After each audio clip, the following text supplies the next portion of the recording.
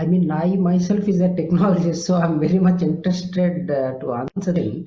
Because when I worked for various companies in US and various other countries, what I realized is our country is more transactional based, and technology changed the way we interact and reflect on ways we use technology in communication, collaboration, and critical thinking, and to formulate a creative solution also. I mean, see the way we have used technology to distribute the COVID vaccinations to every hook and corner of this country. That's a beauty of a jugaad, of what Indians can do. See, none of the country is able to do that. That is the best example which we can project to the entire globe. So coming back to the National Education Policy 2020, we are enabled the national education policy with advanced technologies, and it is agile in nature. So we basically works in a very scrum model, smaller life cycle projects, so that we can accommodate the change much faster, because the change management is a critical for any project. So as a technologist, come project manager, I understand that implementing projects within time and in faster phases is very very important with advanced technologies. Like example, now we are coming up with NDEAR H, for the higher education. We are digitizing the entire higher education, but using enterprise architecture which is open, agile in nature, and we are creating open API based methods. Because as you know, India 2.0 architecture has open APIs exposed for the critical infrastructure. So we are utilizing that, and we are remodeling and connecting all the educational digital entities with it. Example, there is a concept called ABC, the Academic Bank of Credit. So there we are using the application of the various existing Aadhaar based authentication. We are using DigiLocker, etc. So I would like to say that the way we strategized the entire higher education as well as the school education sector is to more aligned towards the existing processes and the technologies in place. At the same time, we are creating a two-way APIs, so that we can not only consume the data from the other side, we can give the data so that they can utilize. So the thought process is just to replicate the model what we are on the NHA. So in NHA, what they did, they have created a health ID, and from there they are just trying to control. I mean, flow the information, digital information from a patient to a doctor to all the entire health network, right? In a similar fashion, here we are going to create a student ID, and that student ID as well as institute ID and the infrastructure ID of the institute, all these three together are going to work and transfer the information from one place to another place with help of these open APIs and enterprise architecture. So this is the way we strategized it, and I completely understand, and the kind of a re-engineering of our economics and societies are happening with help of this digitization and technologies. So we are keeping that in mind, and we are adopting all the new technologies. Example, we even went to a digital twinning. So recently we did one experiment from the one of the German based company. They have the physical machine in Germany. We have taken a digital twin of it, and we have given it to more than 600 to 700 students of various colleges.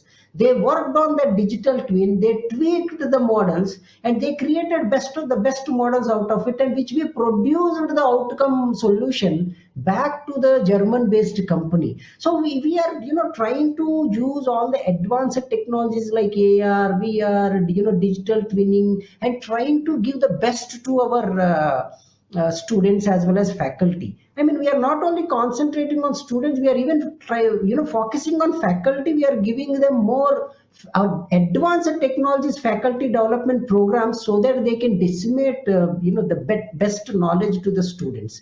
And at the same time, as you know, government initiatives like software technology park, export oriented units, the special economic zones, and recently we opened up the foreign direct investment also. So example, in the budget, if you see, right, we have said, any foreign entity can have an investment in the form of center of excellence or a startup within the institutes or universities itself.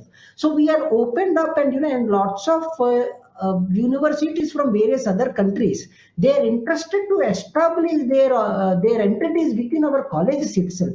So I'm imagining kind of a college park or a Stanford model, where you have the companies residing within your institute or university, so that the student on the morning session goes to the college, and afternoon session he will work for the company, so that by the time he comes out, we want him to get empowerment on the both the sides, one on the degree he has, and the second side, he has a practical knowledge of working with 3 to 4 companies. And I completely understand and agree, because I myself was a software developer. Even yesterday night till late night I'm writing code. So as India is a land of a software developers, it is an estimated that around 4 to 5 million developers are there in India. So I have 4 to 5 million brothers and sisters. So and it is ranked third after China and the US, and I'm sure very soon, we will even cross China and US, because the kind of a movement what I see, the kind of a encouragement we are doing, and the kind of a pattern our students are following, they are very much interested on Web 3.0, and they are working aggressively, and they are trying out, and we are giving the platforms. This is where I see that GitHub comes into picture, and I would like to thank GitHub for giving this amazing opportunity to our students, which I know this is not any promotional activity, but I would like to share my personal experience with all of you, because I see that there is lots of projections saying that we are going to have more than 30 billion yearly revenue in Indian software product industry by 2025, by NASCOM, etc. But I see this in a different way. India is aiming to become a global supplier for software digital technology solutions, period. So this is where the GitHub comes into picture. And recently, I had an interaction, and my honorable minister ji spoke about, why don't you teach A, B, C, D, F, G to higher education students? I said, sir, they already know, because, they studied about A, B, C, D in school. They said, no, no, no, I'm talking about A means artificial intelligence, B means blockchain, C means cyber security, D means data analytics and intelligence, E means electronics, F means faster coding. Maybe in his words, maybe faster coding. It means no code, approach. And G is GitHub. So this is where we see the GitHub is very, very important for our national education policy, because it is a hosting provider and platform which is giving a opportunity to all our students and faculty to control and manage their projects by utilizing the version controlling and collaboration, because working individual is different and working together is different.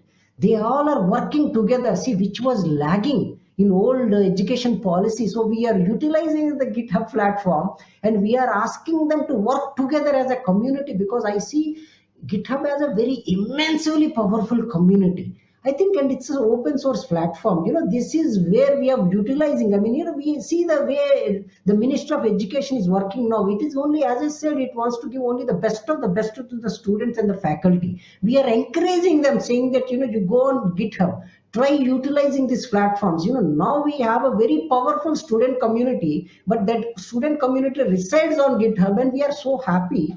And I was recently reading the numbers. I was amazed to see that the kind of a community you have is more than 73 million. And with 4 million organizations, I mean, what a beautiful platform it is. And this is where our students are gaining insights. They are learning, they are doing coding, and they are using student offerings which you have given in a real-time experience.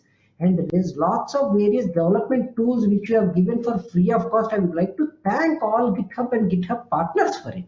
I mean, I'm not doing any kind of a PR here, but I'm sharing my experience. Recently, I visited a couple of colleges. There, when I interacted with them, on the Center of Excellence groups we have created in various places for innovation and research, I'm so happy to see that they all are using this GitHub, something called campus. You have a campus, where global campus, I don't exactly remember the name. I think it's a global campus.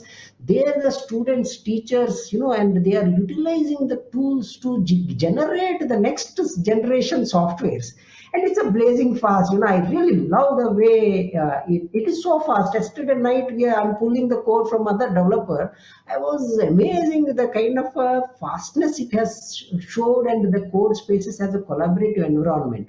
The last but not least, I'm just going on and on, but the security, what you have, because I see sometimes what happens, we will just write some secret or some kind of a secure code unsecurely on GitHub and push it.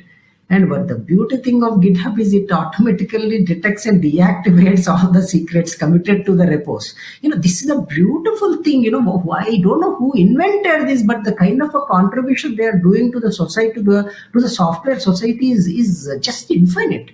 And the project coordination is last thing, because as a project manager I need to manage. So I sometimes manage this using all the task lists, using this management tool which you have. So last but not least, I see that we are a very large in number. Indian developers are major players in the software ecosystem.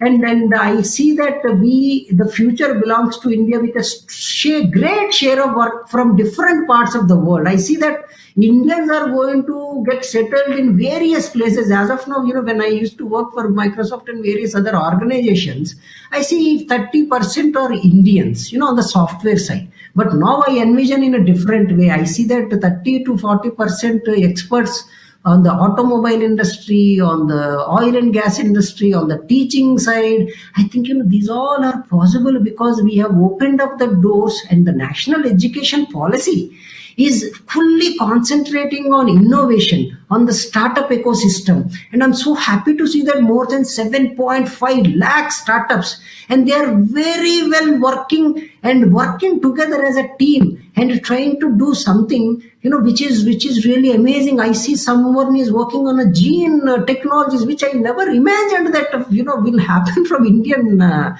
I mean, that kind of a technological advancements and skills and knowledge what our Indian students are displaying. And they are not looking only to become a job seekers, they are looking towards a job creators. And I thank GitHub for giving these kind of opportunities to all our students. And if you have any questions or concerns, as I already mentioned, the national education policy is open. We are ready to accept any change which is betterment for our country.